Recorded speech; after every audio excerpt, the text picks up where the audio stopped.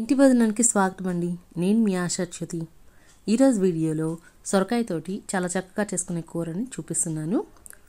దీన్ని మనము రైస్లోకి అలాగే చపాతీలతోటి కూడా చక్కగా సర్వ్ చేసుకోవచ్చు. దీనికోసం స్టవ్ వెలిగించుకొని కడాయి పెట్టుకొని 3 టేబుల్ స్పూన్ల నూనె వేడెక్కిన తర్వాత పోపు దినుసులు వేసుకోవాలి. అలాగే ఎండుమిర్చి, ఒక చిన్న సైజు ఉల్లిపాయని సన్నగా తరిగి కూడా వేసుకొని వేయించుకోవాలి. ఎండాకాలంలో రెగ్యులర్గా మనం చేసుకునేటటువంటి సొరకాయ కూర కాకుండా ఇలా ఒకసారి ట్రై చేయండి, చాలా బాగుంటుంది. ఇప్పుడు ఉల్లిపాయలు వేగిపోయినాయి కదా, దీంట్లోకి ఒక రెమ్మ కరివేపాకు కూడా వేసేసుకొని తర్వాత సన్నగా తరిగి పెట్టుకున్నటువంటి సొరకాయ ముక్కలన్నీ కూడా వేసుకోవాలి.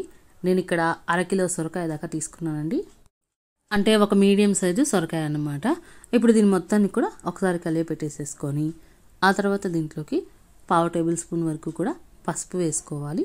అలాగే రుచికి తగినంత ఉప్పు వేసుకొని ఒక టీ గ్లాసు నీళ్లు పోసుకొని చక్కగా మరలా ఒకసారి కలిపెట్టుకోవాలి. ఇక్కడ నేను ముదురు సొరకాయని తీసుకున్నాను కాబట్టి నీటిని కలుపుకుంటున్నాను. మీరు లేత సొరకాయని తీసుకున్నట్లయితే నీరు వాడాల్సిన అవసరం లేదండి, చూసుకొని కలుపుకుంటే సరిపోతుంది. ఇప్పుడు మూత పెట్టేసేసుకొని వీటిని మగ్గించుకోవాలి. ఇలా మగ్గించుకునే టైంలో మధ్య మధ్యలో తీసి గరిటెతోటి కలిపెట్టుకుంటూ ఉండాలి, అప్పుడు అడుగంటకుండా ఉంటుంది. ఈ సొరకాయ ముక్కలు కొంచెం మెత్తబడి కొంచెం రంగు మారేంత వరకు కూడా మనం ఉడికించుకోవాలి.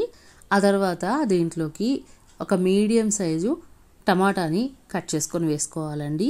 దీన్ని మీరు కావాల్సి వస్తే గ్రైండ్ చేసుకొని పేస్ట్లా కూడా వేసుకోవచ్చు. ఇప్పుడు ఈ టమాటాలు కూడా కలిపి మగ్గించుకోవాలండి. పూర్తిగా మనకి కూర అనేది బాగా మెత్తగా రావాలి.